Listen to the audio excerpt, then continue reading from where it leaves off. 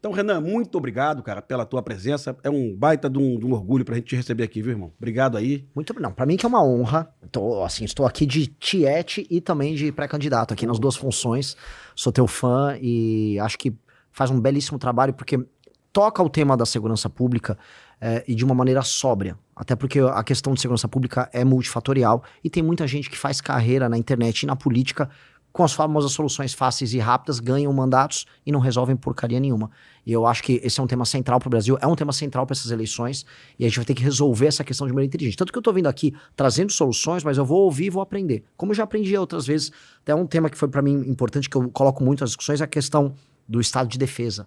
Que eu vi você falando uma vez que não vai dar para fazer as operações se não tiver um estado de defesa em que permita, por exemplo, entrar nos domicílios para você capturar bandidos que se escondem nos domicílios dentro dos bairros das favelas. E é uma verdade, todos os lugares que eu fui ao redor do Brasil que tem ocupação de facção, pelo amor de Deus, bota o estado de defesa que eu tenho que pegar o cara dentro da casa. Renan, é impossível entrar numa comunidade e recolher fuzis que matam seres humanos sem um mandado de busca e apreensão coletiva. Bom, eu já ouvi o seu ponto de vista. Eu convidei hoje, Renan, um policial civil muito experiente, Francisco Gustavo de la Torre, foi o camarada da Delegacia de Entorpecentes da CORE, da Polícia Civil do Rio de Janeiro, foi um dos policiais que prendeu o Elias Maluco. E convidei também o coronel Fábio Cajueiro, que, na minha opinião, é o maior especialista em vitimização de policiais do Brasil, que comandou a UPP mais perigosa do Brasil, que é a UPP do Complexo Alemão, 3.800 policiais. Então são dois policiais com somados ali 60 anos de experiência, operando em favela, e eles estão aqui para te fazer perguntas difíceis, tá? Para ver se o candidato conhece o tema segurança pública. E eu já pediria a você, Renan, que fizesse para a gente um diagnóstico da situação do Brasil hoje. Não só em periferias, mas a situação do Brasil como um todo.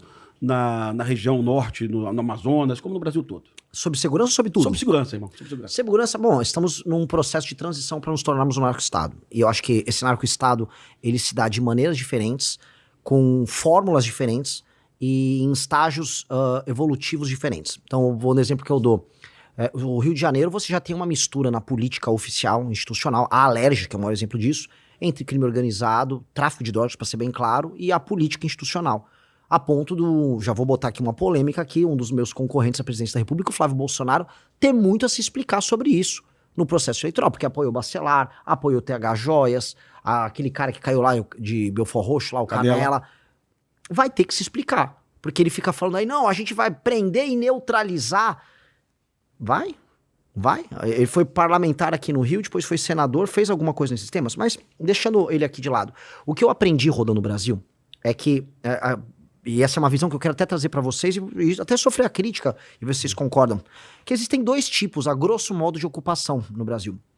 Uma é a ocupação que a gente chama de horizontal, que é uma ocupação como, por exemplo, o Comando Vermelho faz, o TCP faz, que você pega o mapa, você vê o horizonte, e eles ocupam áreas territoriais em que antigamente tinha a exploração do tráfico de drogas ali, o uso daquela região como uma região logística para poder operar, e depois gás, internet, transporte, né, uma operação complexa que as milícias também começaram a fazer. E a do PCC, acho que o termo é bem interessante, que é a ocupação vertical, que é a ocupação institucional. Então vai de mercado financeiro, posto de gasolina, Ministério Público, polícia política, portos, e é uma operação mais complexa com um faturamento maior. Então não necessariamente o PCC precisa fazer uma ocupação territorial tão ostensiva quanto um Comando Vermelho, um bonde dos malucos fazem. Mas ele tem uma operação que ela invade as instituições de uma maneira mais efetiva. São dois modelos diferentes. Conversando, por exemplo, com membros do governo americano, eles estão mais preocupados com o modelo do PCC. Porque eles já estão operando internacionalmente e é mais fluido, é mais difícil. E aí, rodando o Brasil, eu percebo um pouco os métodos. Por exemplo, em São Paulo, a gente tem o Porto de Santos, que é ocupado pelo PCC. Aí eles pegam a Baixada Santista e eles fazem uma ocupação à lá Comando Vermelho, porque acho que é um entreposto logístico para poder operar o porto. E eles estavam fazendo isso no P100, lá em Fortaleza. E aí o Comando Vermelho, né, olhou e falou, não, vamos tomar o P100. Aí o Comando Vermelho derrotou agora o PCC ali na região. O estado, inclusive, que para mim está numa situação mais preocupante é o estado do Ceará. Eu acho que você tem uma negligência gigantesca por parte do governador atual, que é o Eumano, e a tomada de cidades inteiras, participação institucional do Comando Vermelho no processo eleitoral. Então, onde eu olho, eu vejo modelos diferentes dessa ocupação. vejo uma sofisticação maior por parte do PCC, eu vejo por parte do PCC operações intricadas que a gente vai ter, por exemplo, trabalho de fronteira para a entrada da droga, somado a trabalho com prefeituras e com polícias locais na Rota Caipira, trabalho no Porto Santos, trabalho com cooperação internacional para aplicar eles, e com o Comando Vermelho, eu vejo uma... E as facções, vamos colocar assim, de ocupação territorial regionais, um trabalho mais intensivo junto com as polícias e com os governadores. E a gente sabe que tem muito governador que não está disposto a auxiliar. Eu citei o exemplo do Humano no Ceará, e vou dar... Hoje eu pretendo dar nomes aqui, pra gente não fugir da discussão. Eu fui processado e condenado já pelo menos 2 vezes por falar, olha, ele de alguma maneira, por ser leniente, ele está cooperando. Ele permite que cidades inteiras sejam ocupadas pelo crime organizado e de maneira bem clara, ele utiliza a polícia para fazer a escolta dos moradores para fora das suas cidades, das suas casas. Então... O caso cearense é um caso assustador. Tem casos bizarros acontecendo também no Pará. Vi em menor intensidade isso acontecer no Maranhão. Na Bahia, muito. Salvador é uma cidade que está, vamos dizer, num cenário tão ruim, talvez até pior do que o do Rio de Janeiro.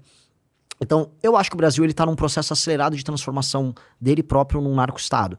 E a gente dispõe de meios técnicos, a meu ver. O Estado brasileiro dispõe de fazer esse enfrentamento, mas institucionalmente e em termos de liderança, nós não temos vontade política para fazer isso acontecer. E eis a necessidade de um presidente que cuide desse tema.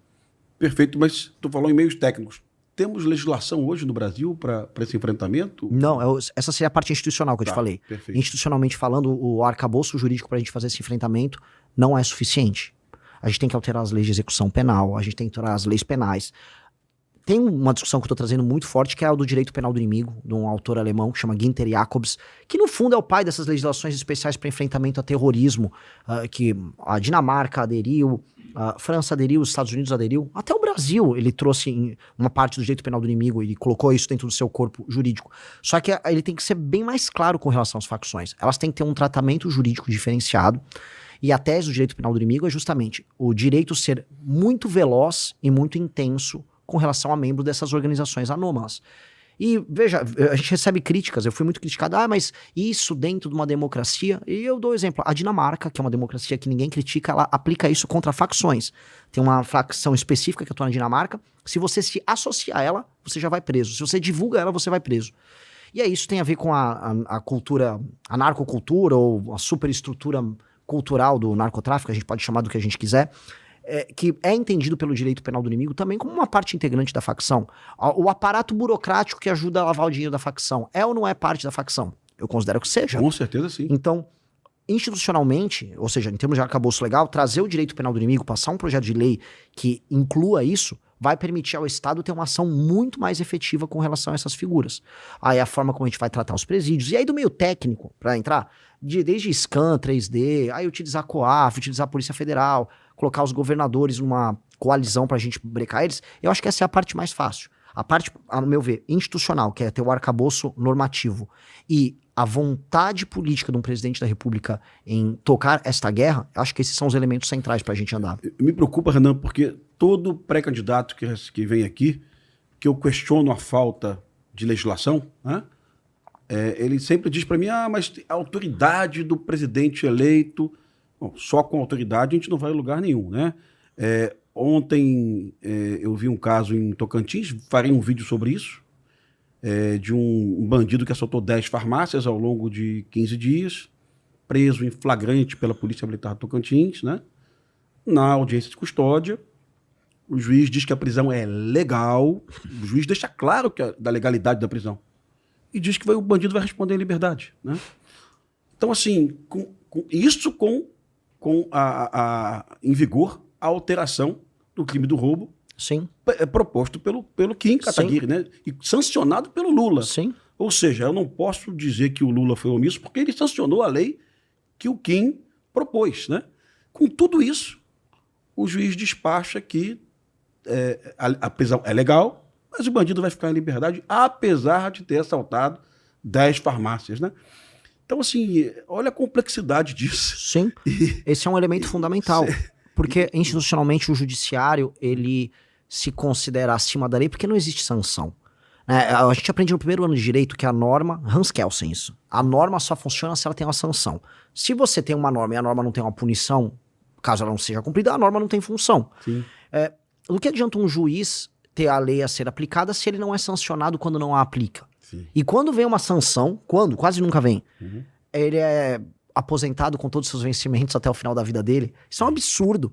Que essa é a parte da alteração no funcionamento judiciário que um presidente da República vai precisar fazer. E a gente tem que entender, o presidente da República, porque eu já vi os demais pré-candidatos falarem isso, ah não, porque o presidente vai com a força dele. Não tem força na hora do pequeno desgaste, que são nas pequenas derrotas que ele vai sendo desgastado até a institucionalidade dele cair.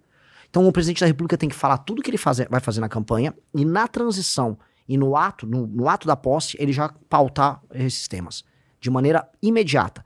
E outra coisa que eu acho que é fundamental, além de pautar e explicar no debate público, então o presidente da República tem que ser permanentemente sabatinado pela imprensa, porque o enfrentamento com relação às ideias erradas que mantêm o estado das coisas atual tem que ser feito pelo próprio presidente. Então tem que ser um presidente que sabe se comunicar e que acredita naquela tese. Isso não só em matéria de segurança. Matéria econômica vai precisar ser a mesma disposição para passar os temas e a sociedade civil ser convencida. Porque a partir do momento, eu tenho uma crença muito verdadeira nisso, que a sociedade civil entender que o presidente está tocando uma guerra comum no Estado brasileiro, você vai unificar o país.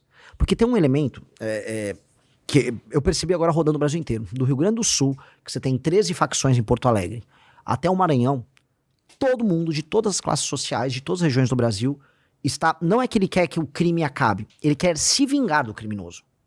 As pessoas estão com ódio do criminoso. Então, se tem um elemento que une o Brasil, seria o nosso grande bode expiatório, é o criminoso violento. Você consegue pegar um país que está fraturado, que se odeia, que está rachado por região, que vota na direita, e todo mundo tá pistola com o bandido. Então, o primeiro presidente que começar a enfrentar isso de verdade e começar a mostrar que dá para fazer as coisas acontecer, você tem um efeito que é muito maior só do combate ao crime, que é reunificar o país. E aí, colocar o país na mesma guerra. Vamos agora todo mundo, presidente da República, como o presidente consegue, vou botar em estado de defesa a região de Santa Quitéria, lá no Ceará, que foi tomada pelo CV. Vou chamar o BOPE lá do Rio para participar de uma operação com a polícia lá do Ceará. Você começar a unificar todo mundo se sentir brasileiro no enfrentamento a isso, que é uma causa comum a todos. Eu acho que aí sim, você vai passar os projetos, você vai ter uma boa popularidade como presidente da República tratando desses temas, e a gente muda o arcabouço institucional que envolve o judiciário e as leis penais, leis de execução penal e o Instituto do Direito Penal do Inimigo, para aí, de verdade, a gente virar um país. Hoje não é um país. Perfeito. Gostei bastante. Cajueiro, pergunta. Gostou do diagnóstico, Cajueiro? Gostei. Um diagnóstico muito bom. É o que realmente faria diferença. A primeira pergunta, né, é a seguinte. Teve um psicólogo norte-americano, um estudioso chamado Stanton Seminole, que ele estudou por que o criminoso comete o crime. E então, estudando famílias de 4, 5 filhos, apenas um era criminoso. Ou seja, não era o meio social como é divulgado por várias pessoas, que não, o meio é a pobreza, não era isso. Porque tinha o mesmo pai, mesma mãe, mesma escola, mesma alimentação. As duas perguntas que o criminoso faz para cometer o crime. Primeira, eu vou ser preso? Eu vou ser pego? E a segunda, caso eu seja pego, eu vou ser duramente apenado? Aqui no Brasil, as duas, eu vou ser pego. Se não mudou a estatística, até o mês passado, 90% dos homicídios do Brasil não se chegava nem à autoria, em média. Né? Então, e a segunda pergunta, nesse caso, estamos pegando o pior crime, vai ser duramente apenado? Não, vai sair rapidamente. A pergunta, em suma, né, diante desse cenário, a pena de morte e prisão perpétua. O senhor admite discutir prisão perpétua e pena de morte para determinados crimes. Como pretende viabilizar essas medidas diante da Constituição, que proíbe pena de caráter perpétuo e permite a pena de morte somente em caso de guerra declarada? Caso essas propostas não avancem, qual seria a sua alternativa concreta? Nós falamos muito disso. Eu acho que para você tocar uma Assembleia Constituinte originária, você tem que ter uma vitória em campo como presidente da República, e não uma vitória eleitoral. Essa vitória que eu descrevi para vocês, em que a população vai entender que o presidente se comporta como um comandante em chefe, fazendo esse enfrentamento ao crime. E ao ver resultados, o presidente da República tem que falar, agora eu preciso alterar a Constituição. E aí trazer a discussão de uma Assembleia Constituinte com uma correlação de forças contra aquilo que a gente chama de centrão, que seja forte o suficiente para permitir passar essa agenda e não contaminar essa nova Constituição. Então, esses dois temas são centrais. Eu acho que o Brasil precisa discutir pena de morte, o Brasil precisa discutir prisão perpétua. Precisa. E dois, e aí entra um elemento. Até lá, nós temos que ter um aumento brutal de penas e uma alteração profunda na lei de execução penal, alteração no inquérito policial, alteração nos planos de carreira policial, na questão da carreira única. Tem que ter para você aumentar a efetividade para nós fazermos essa construção até lá. Dito isso, nós temos que discutir pena capital e temos que discutir prisão perpétua. Eu acho que tem certos crimes e tem uma lógica que envolve a recuperação do criminoso que se torna simplesmente um instrumento de motivação do bandido a continuar no ciclo dele de cometer o crime, sair da cadeia e volta. Até porque, eu não gosto de contar muita historinha, né? Mas eu adoro contar historinha.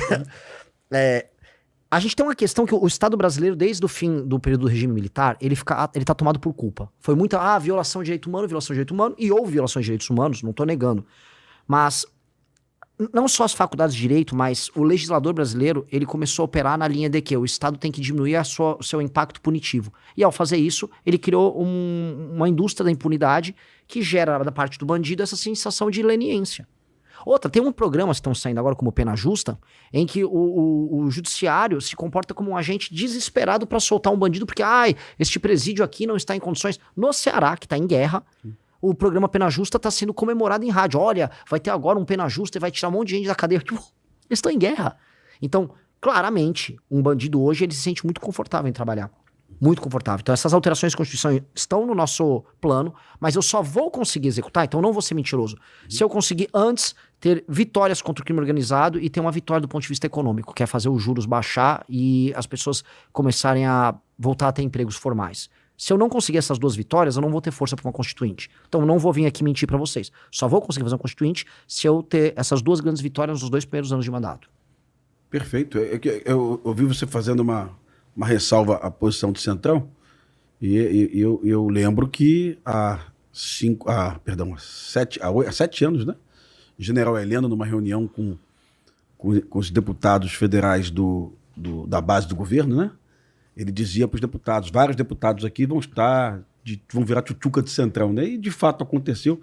Eu tenho um certo cuidado, porque sem o Centrão, num primeiro momento, você não vai a lugar nenhum, viu, Renan? Só esse cuidado, porque quem vai estar apoiando o Renan? Vai ser a esquerda, né, no Congresso Nacional? Não. Vai ser o PSOL e o PT? Mas eu não posso esquecer que eu sou mesmo quando eu estiver lá.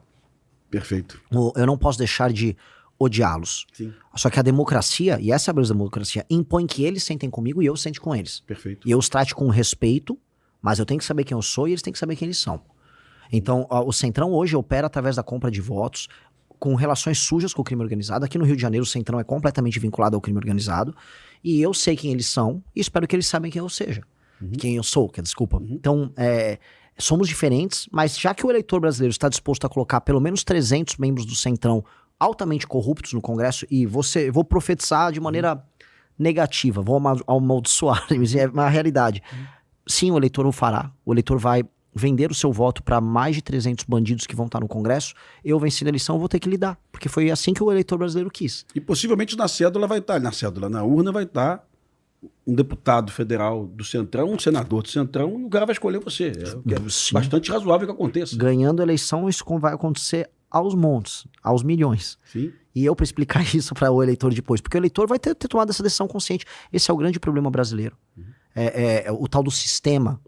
O Centrão representa esse sistema. E eu tenho uma grande proposta para isso. Acho que a gente pode ir mais pro fim, a gente comentar sobre isso. Perfeito. Mas ele é o grande problema. Eu considero ele um problema maior para o Brasil, um problema sistêmico maior do que a esquerda. A esquerda é uma constante nas democracias do mundo inteiro. E ela é passível de ser derrotada. O Centrão é uma coisa muito brasileira, uma jabuticaba. E ele te impede de realizar qualquer coisa plena. Então você vai passar prisão em segunda instância. A prisão em segunda instância, ela afeta o combate ao crime. Sim. Mas ela pega crime do colarinho branco. Aí o Centrão, vamos derrubar isso no judiciário e não vamos deixar passar, porque senão eu serei preso. Então, boa parte da legislação processual, lei de execução penal, o Centrão não quer que se aprofunde muito, porque isso mexe neles no fim do dia. Então, o Centrão é um elemento que, assim, nós precisaremos tratar com muito cuidado, mas entendendo que na democracia eu vou precisar negociar com eles. Perfeito. Chau Della Torre. Uma das subperguntas, né, vamos chamar assim, é o seguinte, é muito simples, né? Aliás, a gente já fez ela aqui. É ingenuidade supor que o crime organizado se infiltrou apenas na Alerj. A gente, aqui no Rio de Janeiro, na nossa Assembleia Legislativa, a gente bateu um recorde. Pelo que noticia a imprensa, a gente tem infiltração de comando vermelho, de terceiro comando, de milícia e de contravenção. Tem a tal da lista do Adilcinho, que está deixando metade da Assembleia Legislativa. É um bicheiro que agora fornece cigarro para as facções do Rio de Janeiro. Então, Tem que me atualizar, então. Agora tem Pois o é, Adilcinho. então, Essa Adilcinho. lista do Adilcinho, apreendida pela Polícia do Federal, contrabando de cigarro. Eu vi essa deixando história. metade da Alerj sem dormir. Mas é ingenuidade supor que o crime organizado só se infiltrou na Assembleia Legislativa do Rio de Janeiro. Se o senhor for eleito presidente, o senhor vai ter que lidar com um Congresso independente do Centrão. Eu lhe confesso que eu tenho muita dificuldade de entender essa coisa de centro, né? Para mim, ou é esquerda ou é direita. A história ensina isso. Mas, concordo, é essa jabuticaba, né, brasileira. Mas se o senhor for eleito presidente, o senhor vai ter que lidar com um Congresso independente dessas questões aí de Centrão, que certamente vai ter infiltração de crime organizado. Essa é uma primeira pergunta. Segunda pergunta. O senhor falou de Kelsen, de Jacobs, direito penal do inimigo. Eu estou aqui do lado, tive o prazer de conhecer hoje o coronel Cajueiro. Já vi que é um profundo conhecedor de segurança pública. A gente escuta há anos na segurança pública a proposta de que é preciso mudar leis penais para a gente resolver o problema. Eu, por acaso, sou professor de instituição de ensino superior. Sou professor de direito penal. E aí eu lhe dou um exemplo fático. Até alguns anos atrás, se eu matasse a minha mulher por ciúmes, eu respondia por homicídio qualificado. Aí o Congresso criou a figura do feminicídio. Não sabia. E agora o Congresso revogou o feminicídio, criou o delito autônomo do feminicídio. Os feminicídios estão diminuindo? Nós sabemos que não. Então o direito penal não é a régua educadora da sociedade. A gente não vai resolver a sociedade com o direito penal. E aí, para finalizar a minha pergunta, eu vou lhe dar um exemplo que o coronel Cajueiro certamente conhece, porque quem estuda segurança pública é um exemplo famoso, Nova York. Nova York, no final da década de 70, início da década de 80, era muito parecido, por exemplo, com o Rio de Janeiro. Polícias comprometidas, máfias, a máfia italiana, a máfia negra, corrupção. A gente tem um prefeito famoso, e aí a ciência da segurança pública, né, fala muito sobre isso, a famosa teoria das janelas quebradas. Então, ele aumentou as leis, vamos punir os pequenos. É a pergunta que o coronel Cajueiro fez, né? É a percepção de que eu serei punido. Isso intimida o criminoso. Exato. Então, o que eles fizeram em Nova York, a ponto de Nova York hoje ser a referência em termos de segurança, embora os Estados Unidos não sejam a maravilholândia da segurança pública. Nem de longe. Nem de longe. Nova York é diferente. Mas Nova York na década de 80, aliás, tem um filme ótimo sobre isso, com Denzel Washington e Russell Crowe, né, o American Gangster, que é baseado em fatos reais. Ótimo filme. Mas, enfim, o prefeito, teoria das janelas quebradas, mudou a legislação, até porque nos Estados Unidos a legislação é predominantemente regionalizada e não federalizada como a nossa, mas ele promoveu um expurgo muito forte nas polícias, instituiu corregedorias com grande força, um compliance, mas ele também triplicou os salários da polícia de Nova York na época. Eu há anos digo isso, não existe segurança pública boa e barata. O panorama das polícias brasileiras é uma bagunça, a começar pela falta de padronização, inclusive nas polícias civis, já que as polícias militares são bem mais padronizadas, embora em São Paulo o Corpo de Bombeiros esteja dentro da Polícia Militar. Aqui no Rio de Janeiro, não. Só que a gente tem essa questão da disparidade salarial. E aí é que eu encaixo, finalizando a minha pergunta. Primeiro, pretende criar o Ministério da Segurança Pública, que é, evidentemente, o norte das políticas de segurança para os estados. Segundo, se eleito com o Ministério da Segurança Pública, pretende chamar os governadores do estado para um grande consenso nacional para, por exemplo, padronizar polícias, padronizar procedimentos, elevar os salários, tornando a profissão que é tremendamente arriscada. Eu não vou usar a pergunta que eu tenho certeza que o coronel Cajueiro daqui a pouco vai fazer, mas a grande realidade é a seguinte: eu aqui no Rio de Janeiro ganho bem mais do que os policiais civis do seu estado. que também tem sérios problemas de segurança pública. Eu estava conversando com os policiais militares que estão aí, que são de São Paulo. A progressão funcional na Polícia Militar do Rio é bem melhor do que na Polícia Militar de São Paulo. Então isso tudo impacta e muito na segurança pública, candidato, porque é muito fácil, com todo respeito, eu não vou entrar no mérito da constitucionalidade de instituir pena de morte. Pelo que eu entendi, o senhor, se eleito for, pretende convocar uma Assembleia Nacional Constituinte. Mas aí a gente tem teoria da vedação do retrocesso, da Constituição. Mas o tema aqui não é direito, é segurança pública. À luz da segurança pública, será que a gente precisa de mais leis penais, de endurecimento de mais leis penais, ou a gente precisa mudar profundamente o modelo persecutório criminal e as polícias que nós temos? É exemplo que foi feito em Nova York. Bom, não é uma pergunta, é uma super pergunta, é um tratado que eu recebi aqui, mas vamos lá, vamos fazer igual o Jack Stripador, vamos por pedacinhos, né? Então vamos lá, primeira coisa, eu concordo que não está restrito à LERJ e a infiltração do crime organizado está em várias instâncias, em vários estados de maneiras muito diferentes. E o privilégio que eu tive de viajar pelo Brasil é para entender muito como funciona em cada lugar, cada tipo de infiltração. Vamos lá, outro ponto que você colocou que para mim é fundamental. Você fala assim, não é só a questão das leis penais que resolve. Óbvio que não.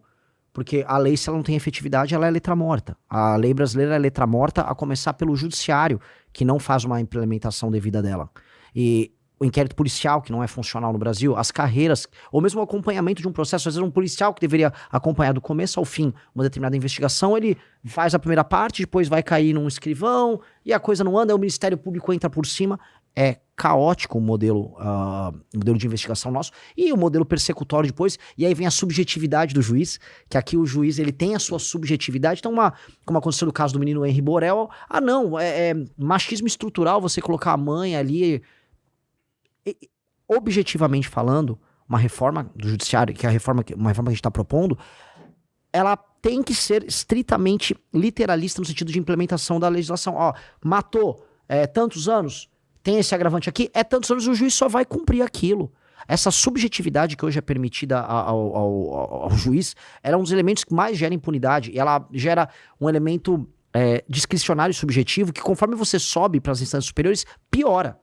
Tanto que a boa parte daquilo que a gente chama de corrupção, que eu já tô falando agora de crime de colarinho branco, ele se vale disso. De interpretações extensivas que tribunais superiores fazem. Nós vamos precisar amarrar isso muito, porque hoje está completamente solto, e a soltura desse processo é justamente o que mantém o sistema vivo. E aqui eu não tô falando como teórico de conspiração. Para mim, o sistema só sobrevive porque você tem uma aliança tácita entre o legislativo, o judiciário e o executivo, que permite que cada um faça negócio e tenha privilégio nas suas áreas, mas todos, vamos dizer, afrouxam a fiscalização de um sobre o outro. Então, o legislativo não vai para cima do judiciário para obrigar o judiciário a cumprir a lei como tem que ser cumprida. Vai caber a um presidente da República fazer uma reforma no judiciário. E aí entra outro elemento, que é um elemento que você citou da teoria das janelas quebradas, que eu concordo que é um elemento que não é só de aplicação de política pública, não é só papel do executivo, mas é o papel de liderança pelo exemplo, que é a questão cultural. Quem fez, a gente dá o exemplo de Giuliani, quem fez isso de verdade, criou uma nação que é muito mais impressionante que os Estados Unidos, departamento, é um homem que chama Lee Kuan Yew, num país chamado Singapura. Ele é o maior líder político do século XX. Ele pegou um país que era favelizado, destruído, violento, com a autoestima e com a moral corroída, porque foi humilhado pelo Japão por anos, e ele transformou essa numa das grandes nações mundiais.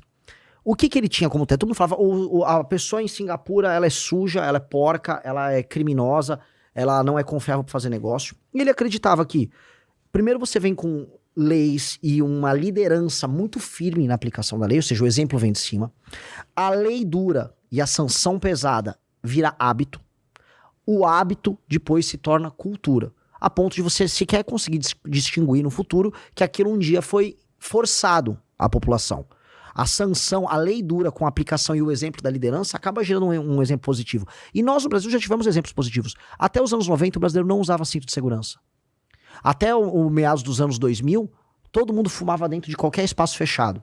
E veio uma lei, aquilo se tornou hábito, e depois se tornou cultura, e hoje as pessoas levam isso muito a sério. O brasileiro agora põe cinto de segurança no banco de trás. Então, nós somos capazes de criar esse processo. Mas um país que tem o processo dele, vamos dizer, não só de criador de leis, mas de dar exemplo, vindo uma liderança tão ruim como o Brasil, ele não faz essa imposição do topo para baixo. Não vai vir e isso aqui que eu tô falando não é popular, mas precisa ser dito, não vai vir da base da população a mudança. A mudança sempre vem do topo em todos os lugares do mundo. Só que uma liderança política corrompida com o Vorcaro nunca vai fazer top-down o exemplo que precisa ser dado na população. E o que eu chamo isso, que é a desfavelização mental do brasileiro, tem a ver com o Giuliani, mas tem muito mais a ver com o que aconteceu em Singapura, que é a ideia de que as pequenas práticas antissociais do brasileiro vão precisar ser enfrentadas. O Rio tem muitos esses exemplos de a invasão do espaço alheio, é o cara com a caixinha de som dentro do ônibus, a pessoa que pula a catraca, é o cara que se apropria do espaço público da praia. Não, essa área aqui é minha, você não pode sentar nessa cadeira. É a pessoa que picha, é o cara que joga o lixo na frente da casa da outra pessoa. Esses pequenos comportamentos, eles vão ter que ser tratados como delitos. E o Estado vai ter que estar muito presente nisso. Isso vai ser criticado. Falar, ele quer um Estado policial. Mas eu preciso criar os bons hábitos. Os bons hábitos criam os bons bairros, criam a boa cultura. E a boa cultura começa a criar ambientes que são socialmente passíveis de serem vividos. E isso vem acompanhado da mudança das leis penais. Mas isso tem que vir acompanhado de uma liderança muito boa. É uma questão de liderança. Se você não tem uma liderança que quer implementar isso, você não vai implementar. Falam do Bukele. O lance que o Bukele fez é, primeiro ele destruiu o crime organizado, agora vai ver o que ele está transformando em São Salvador. Tirando os fios, a cidade está ficando limpa, vai jogar lixo na rua em São Salvador. Então, o exemplo que a gente tem que dar é transformar os nossos ambientes e os nossos hábitos e criar uma cultura de civilidade. Aí esses elementos eles vão ter um efeito de que uma coisa puxa a outra e ajuda a outra. E aí tem um elemento que eu te disse, é o elemento cultural e o elemento de liderança, que não são necessariamente positivistas no sentido de passar a lei, mas de passar o substrato cultural que está por trás da lei, que faz a lei valer. Que é a ideia de você ter um sistema de valores comum. Hoje o brasileiro está completamente e moralmente esculhambado. E essa esculhambação vai se refletir numa sociedade mais violenta, com certeza. Gostou desse corte? Então não se esqueça de deixar seu like e de se inscrever no canal para mais vídeos como esse. Te vejo no próximo vídeo.